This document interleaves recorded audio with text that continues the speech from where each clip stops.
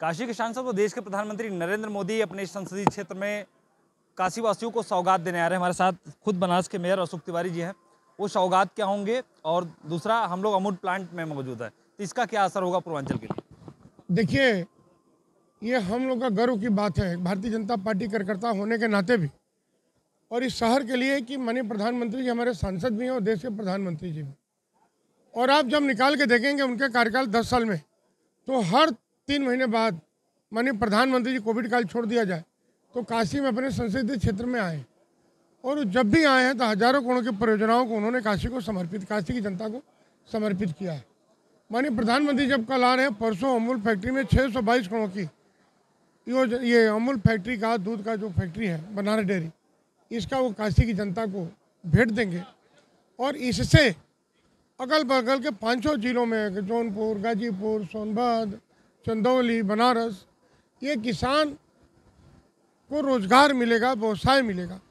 और हमें लगता है कि इससे बड़ा काशी की जनता को अभी तक माननीय प्रधानमंत्री जो भी दिए हैं, काशी की जनता को ये सबसे बड़ी भेंट है। यदि दुग्ध व्यापारी की बात करें तो प्लांट तो ओपन हो जाएगा 23 तारीख को, प्रधानमंत्री जी हरी झंडी दिखाएंगे, तो उनको कितना लाभ मिलेगा? क्योंकि अभी भी जो दूधिया हैं वो सट्टी में जाते हैं दूध अपना बेचने के लिए। देखिए, जब अमूल के बारे में हम पता करेंगे तो अमूल सभी किसानों के यहाँ जाके उनसे दूध जो है मैंने उनसे लेगा, और उनको हर महीना उनके पेमेंट अकाउंट्स में डायरेक्ट पेमेंट करेगा।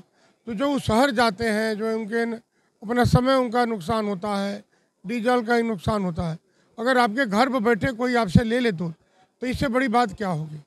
और अगर एक परिवार में 4 से 5 लोग हैं तो हमें लगता है पूरा परिवार उससे लाभान्वित होगा। और जितना बाहर लोग जाके दूध का व्यवसाय करते हैं वो हमें लगता है वो और अपने पशुओं की संख्या बढ़ाएंगे और व्यवसाय को बढ़ा करेंगे।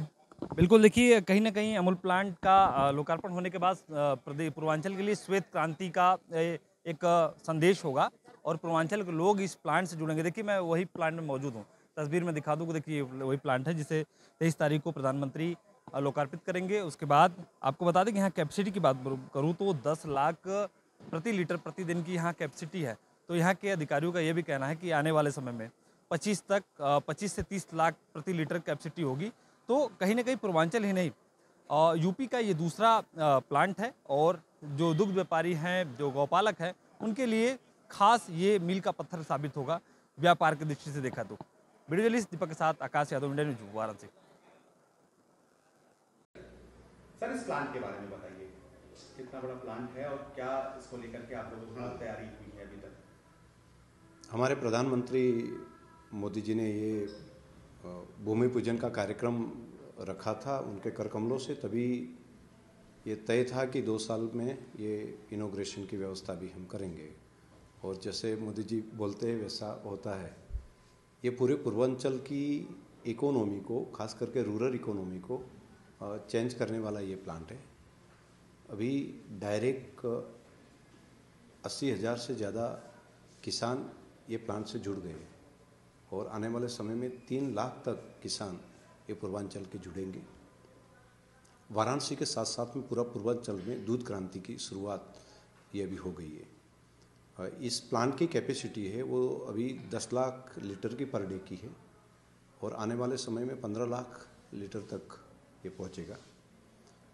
अलग अलग पाउच मिल के साथ में लस्सी, दही, पनीर, आइसक्रीम, अलग अलग मिठाई, रसगुल्ला है, यहाँ पर यहाँ का लाल पेंडा और लौंग लता, वहाँ से लेकर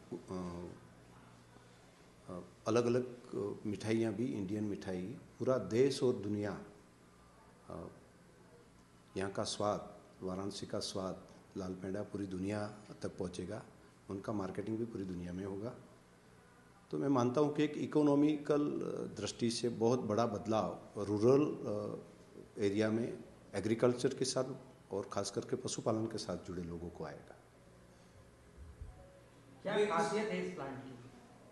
जैसे आपने जो हम लोगों को जानकारी है कि विदेशों से मशीनें ज़्यादा उपयोग होती हैं, इस बार क्या कुछ कई सारी यहाँ पर और भी नई चीज़ है। हमारे डिटेल तो हमारे ऑफिसर जो है वो आपको डिटेल बताएंगे, लेकिन ज़्यादा तक मेक इन इंडिया के मशीन लगाने का हमने प्रयास किया है। कुछ इक्विपमेंट बाहर से भी है, लेकिन ज़्यादा तक मेक इन इंडिया है। सोलार का 1 मेगावाट का प्लांट लगा है रूफटॉप का, इसलिए बिजली यहाँ पर प्रोडक्शन होगी और ये बिजली ज़्यादा तक यहाँ इनमें उपयोगी होगी। ईटीपी का भी है कि पानी का एक बूंद भी उनका दुरुपयोग ना हो, उनका रीयूज़ होकर इनका गार्डन में कैसे रीयूज़ हो सकता है, ये भी किया है। एनवायरनमेंट के लिए भी दृष्टि से कोई पोल्यूशन ना कैसे कम से कम कैसे उनका कंट्रोल कर सकते हैं, वो भी ध्यान रखा है। मेरी दृष्टि से मैं बोलूँ कि स्टेट आर्ट कह सके ऐसा एक प्लांट ये है। और ये किसानों की संस्था है, खासकर आप सब जानते हैं कि अमूल वो किसानों की संस्था है और देश के प्रधानमंत्री ने एक गार्डियन के रूप में, एक वाली के रूप में इनका पालन पोषण किया है। और किसानों ने मिलकर ऐसी भी एक क्रांति हो सकती है। कई लोग यहाँ से मोदी जी ने गुजरात भेजे थे पशुपालक भाई बहनों को कि वो वहाँ पर जाकर पशुपालन का व्यवसाय सीखे और बनास डेयरी में आए थे। और बाद में प्रधानमंत्री जी ने उनको एक गिर गाय की सौगात भी दी थी और वो आज कहीं मिला, वो हमें मिली तो काफ़ी खुश थी। एक नई क्रांति जो हमारे देश में हो रही है वो एम्ब्रियो ट्रांसप्लांट टेक्नोलॉजी की है, गौ संवर्धन के बारे में। एक गाय में से एक साल में 50 जितनी एम्ब्रियो निकाल कर 50 जितने बछड़े तैयार हो सकते हैं। तो ये टेक्नोलॉजी हमारे लिए साहिवाल और गिर गाय में पहली बार यहाँ पर वाराणसी में हुई है। उनमें से कुछ बछड़े तो पैदा भी हो गए हैं इस धरती पर। तो ये पूरे उत्तर प्रदेश की पशुपालन व्यवसाय में चेंज कर देगा। आज भी कई लोग मुझे मिले, कई महिलाएं मिली, उन्होंने बताया कि हमारी 18 से 20 लीटर दूध पर डे का हमारी गाय दे रही है। तो गिर गाय ने काफ़ी क्रांति यहाँ पर कर दी है। तो हम सिर्फ दूध लेंगे, उनके वैल्यूएशन करके मार्केटिंग में करेंगे ऐसा नहीं है। इनके अलावा पशु संवर्धन का काम भी साथ साथ में करेंगे, महिला सशक्तिकरण का काम भी करेंगे। और एक बात का भरोसा ये हम देते हैं कि हम डायरेक्ट पशुपालक के पास में, जो जिसके पास में गाय भैंस है उनका ही दूध लेंगे, कोई बचौतिया का नहीं। कोई बिजनेस वाला इकट्ठा कर दे तो ऐसा हम नहीं करेंगे। हम डायरेक्ट पशुपालक के अकाउंट में पैसा डालेंगे, उनके मोबाइल पर उनका हिसाब अकाउंट भी रहेगा और उनके पैसे भी उनको डायरेक्ट मिलेंगे। और पैसे तो मिलते हैं, लेकिन पैसों के साथ साथ में सालाना ये कोऑपरेटिव है। तो साल के अंत में जो अगर कोई पैसा बचता है तो भावांतर के माध्यम से हम उनको बोनस के रूप में भी और पैसा देते हैं। इस बार उत्तर प्रदेश में 100 करोड़ रुपया उनके अकाउंट में और एक्स्ट्रा हमने बोनस के रूप में भी दिया है।